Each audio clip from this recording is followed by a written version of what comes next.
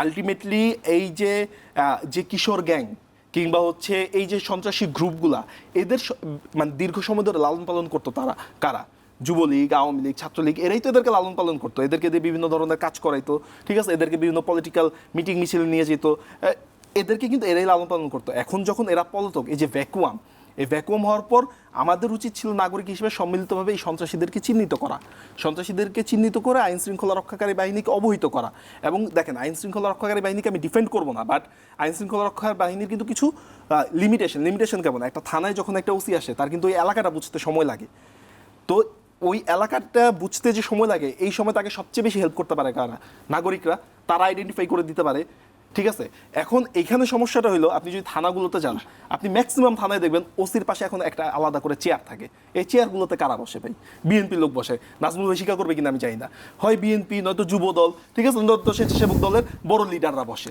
আচ্ছা, তো চেয়ারে বসে ওইটা সমস্যা না, এটাও সমস্যা, চেয়ারে বসে এটাও সমস্যা, কিন্তু উনি ওই চেয়ারে বসে যদি তারা হচ্ছে মানি মেকিং এর যে সেক্টরগুলো ওইখানে কে বসবে এটা আলোচনা করার চেয়ে বেশি আলোচনা করতেন গলিতে গলিতে ছিনতাইগুলো কিভাবে আটকানো যায়, মাদক ব্যবসা কিভাবে আটকানো যায়, এটা অনেক বেশি ভালো হতো। নাজমুল হাসান, শাহরিয়ারের কথার একটি বিষয় কিন্তু গুরুত্বপূর্ণ, সেটি হলো এটি যে যেহেতু আওয়ামী লীগ এখন প্রকাশ্যে ফাংশনাল না, আওয়ামী লীগের নেতাকর্মী সবাই কিন্তু বাংলাদেশ থেকে চলে যায়নি,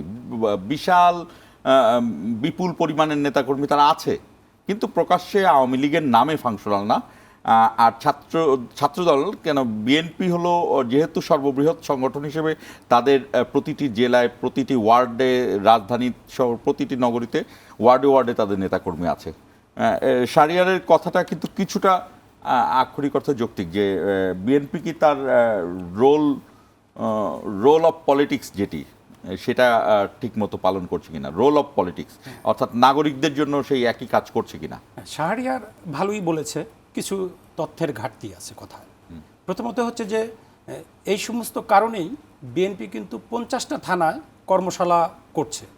আপনি দেখবেন ঢাকা মহানগর উত্তর এবং দক্ষিণের 50টি থানায় কর্মশালা অনুষ্ঠিত হচ্ছে। সেই সাথে সংস্কার কার্যক্রমকে এগিয়ে নেওয়ার জন্য, জনগণকে সচেতন করার জন্য বিএনপির যে যুগান্তকারী 31 দফা, সেটি নিয়েও ওয়ার্ড ভিত্তিক আলোচনা বা মত বিনিময় সভা অনুষ্ঠান করছে। সেজন্য আমি শাহরিয়ারকে বলছি যে বিএনপি যে কিছুই করছে না, এটা ভুল তথ্য। আর থানাগুলোতে বিএনপির নেতা বা অন্য অঙ্গ সংগঠনের নেতারা বসে থাকে, আমার মনে হয় এটা সম্পূর্ণ মিথ্যা তথ্য। আসলে টোটাল আইন শৃঙ্খলা কিছুটা অবনতি হয়েছে অন্য কারণে। আমরা তো আসলে সমস্যার গভীরে যাই না, কেন পুলিশ প্রশাসনে এই যে চেইন অফ কমান্ড নেই, কেন আইন শৃঙ্খলার অবনতি, সেই জিনিসটা কি একবারও ভেবে দেখেছেন?